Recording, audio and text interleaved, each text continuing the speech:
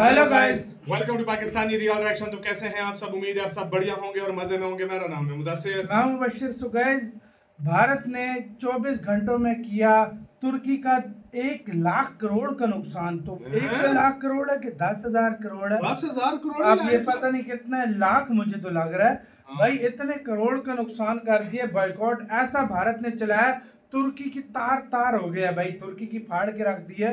ये भारत के बॉयकॉट का पावर। हाँ, 10 करोड़ 10,000 करोड़ है कि 1 लाख करोड़ है? जल्दी से काउंटिंग भाई करते हैं। 3, 2, 1 एंड स्टार्ट।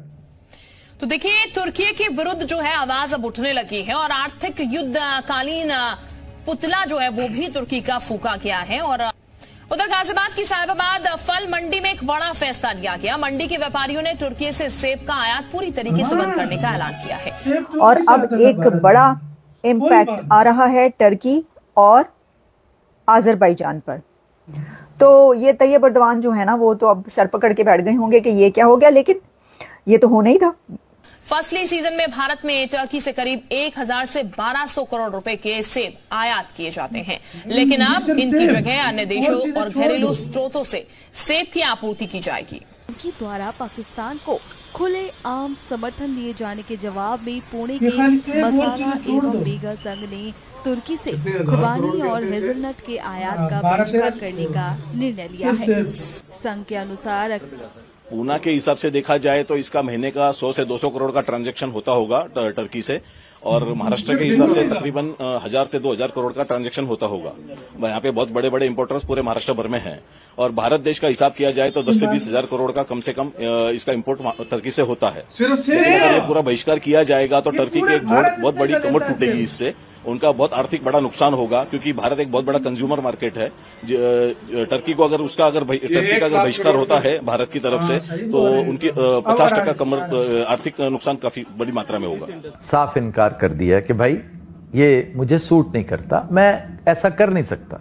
नाज़रीन, हमारे पड़ोसी और हमारे दुश्मन ने एक फॉल्स फ्लैग ऑपरेशन के बाद एक ऐसी सूरत हाल कायम कर दी है जिसके बाद दो मालिक एक तबहाने पर हमें नजर आ रहे हैं।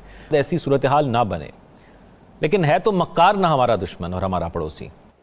और इसकी सबसे बड़ी रीजन ये है कि टर्की और आज़रबाईजान ने पाकिस्तान का साथ दिया है इस वॉर के अंदर। है कि वो समझते ये हैं कि हमें किसी की कोई जरूरत नहीं है। एक तो वो ये बात कहना चाह रहे हैं, दूसरा जारी बात है उनको ये है कि हम इनकी परवाह नहीं करते। लगता यूं ही है कि ये सिलसिला चलेगा और कुछ दिन और तो जरूर चलेगा। कुछ दिनों के बाद आपको शायद ये खबर मिले कि ये हिसाब किताब जो है ये डिफ्यूज होना शुरू हो गया है। कुछ लोग जंग की बातें कर रहे हैं, करने दें उनको, जंग भी हो सकती है। पॉसिबिलिटी हर वक्त होती है किसी भी चीज की, और हिंदुस्तान जैसे दुश्मन से आप कोई भी चीज, किसी किस्म की हरकत आप उसकी तवक्को कर सकते हैं। अब आइए एक इंतहाई परेशान कुन मरहले की तरफ, जिसमें पाकिस्तानी हुकूमत दाखिल हो चुकी है। ये नहीं कि होने वाली है, हो चुकी है। ये है वो डंजन जिसमें अल्लाह ताला ने इस फार्म 47 जाली 2 नंबर झूठी दगाबाज हुकूमत को धकेल दिया है। हमारी दोस्ती तो हिमालय से ऊंची, समुद्रों से गहरी और शहद से मीठी है। ये भी एक ढकोसला इन्होंने रखा है। लेकिन वो जिसे कहते हैं ना, weaponisation of its economy, weaponisation of its people, कि हमारी वेपनाइजेशन ऑफ इट्स मार्केट, अपनी मार्केट को भी वेपनाइज कर रहे हैं। अब बहुत सारे लोग, जारी बात है इंडिया में लार्जली लोग चाइनीज, टर्किश मीडिया या पाकिस्तानी मीडिया देखना चाहते हैं, इसलिए नहीं कि वो इस ओपिनियन से एग्री करते हैं कि पाकिस्तान, चाइनीज, टर्किश और पाकिस्तानी मीडिया क्या कहता है। No, they don't agree with Pakistan, but they want to listen what are these people doing, ये लोग क्या कह रहे हैं। मिसाल के तौर पे पाकिस्तान में आप इंडियन मीडिया नहीं देख सकते, मेरा ख्याल है इधर भी यूट्यूब पे हम देख। हमें सिर्फ 2 चीजों का जो है वो देखना है कि हमारे पास 2 चीजें हों।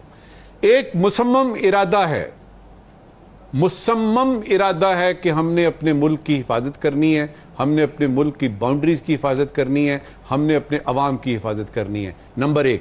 नंबर 2, इस हिफाजत के लिए या किसी और बड़े हमले के लिए हमने 24 घंटे नहीं 25 घंटे तैयार रहना है। और ये दोनों चीजों में इस वक्त तक एज वी स्पीक हम लोग बिल्कुल ठीक जा रहे हैं। की तरफ से एड पूरी दुनिया में बहुत ज्यादा जाती है और उसको तो कहा जाता है ना कि इंडिया दुनिया की फार्मेसी है। तो खासतौर पर जो मेडिकल एड होती है वो बहुत जाती है, कि एड तो बहुत जाती है इंडिया से दूसरे कंट्रीज को। लेकिन अब टर्की क्योंकि एक इस्लामिक कंट्री है और उसका वैसे तो स्टैंड देखे तो हमेशा से पाकिस्तान के साथ ही स्टैंड है ना, लेकिन वो ट्रेड भी चाहता है भारत से। लेकिन इस वॉर में वो खुल के सामने आ गया। तैयब उर्दवान का चेहरा भारतीयों को वो नजर आ गया। वो कह रहे हैं कि ये तो हमारे खिलाफ है, इन्होंने तो इंडिया के दुश्मन पाकिस्तान का साथ दिया। तो अब देखें ये एक बहुत बड़ी कैंपेन चल रही है और इस कैंपेन में अब कह रहे हैं कि जो टूरिस्ट हैं, इंडियन टूरिस्ट, वो वहां इन दोनों जगहों पर नहीं जाएंगे। 3.5 लाख इंडियंस जाते थे। मैं इसलिए कह रही हूँ कि अब नहीं जाएंगे। 2024 में यानी पिछले साल 3.5 लाख भारतीय टर्की में छुट्टियां मनाने के लिए गए। अब देखें जब वहां पर जाते हैं आप तो वहां पे पैसा भी खर्च करते हैं, आप खूब पैसा स्पेंड करते हैं, आप वहां पे शॉपिंग करते हैं, खाते पीते हैं, होटल्स में रहते हैं। तो टूरिज्म तो एक बड़ी इकोनॉमी है। इकोनॉमी में बहुत ज्यादा एड ऑन करता है टूरिज्म कई कंट्रीज की इकोनॉमी में। इसी के साथ यार वीडियो खत्म। मतलब खाली सेब तकरीबन पूरे भारत में तुर्की से 20-1 हजार करोड़ के आ रहे हैं। सेब खाली भारत ने रोक दिया तो 20,000 का फटका एक साल का ये 20,000 का फटका ये हो गया। फिर भारत अगर ना गए, अगर टूरिस्ट ना गए तो एक 2-3 बिलियन डॉलर तो वो भी जाके उधर दे रहे होंगे। वो भी डेस्टिनेशन वेडिंग खर्चा करके इतने पैसे तो उनको दे ही आते हैं ना। तो समझ 2-3 बिलियन डॉलर वो भी गए, वहां से टूरिस्ट भी गया। अच्छा मंगाई जाती है। ओवरऑल ये करो तो वाकई 1 लाख करोड़ से ऊपर की बात, 1 लाख करोड़ रुपए की बात, ये उससे ऊपर की बात। कहते हैं इन 3-4 दिनों में 21,000 जो बुकिंग कैंसिल हुई हैं भाई। 21,000 इंडियंस को अपना देश प्यारा है, वो यूरोप चले जाएंगे, वो जॉर्जिया चले जाएंगे, वो इधर 21,000 फ्लाइटें मतलब बुकिंग 4 दिनों में कैंसिल हुई है। 21,000 इसका मतलब इस साल तो और ज्यादा जाने वाले थे फिर तुर्की। तो देख लो, ये तो 3-4 दिन में कैंसिल हुई है 21,000। ओ भाई साहब, वाकई यार इंडिया चाहे ना कंट्रियों को उनको सही जो है ना औकात में ला सकता है, ये मानना पड़ेगा यार इंडिया का। ये इसमें कोई डाउट नहीं है यार। देख लो इस तरीके से इंडिया उनको कर रहा है ना कि वो अब और कंट्री अभी जो है ना किसी का साथ देने से पहले 100 बार सोचेंगे कि हम साथ देंगे ना। ये बात होती है। ये इंडिया दंडित तो करेगा। आपकी क्या राय बताना गाइस, अपना बहुत ज्यादा ख्याल रखना।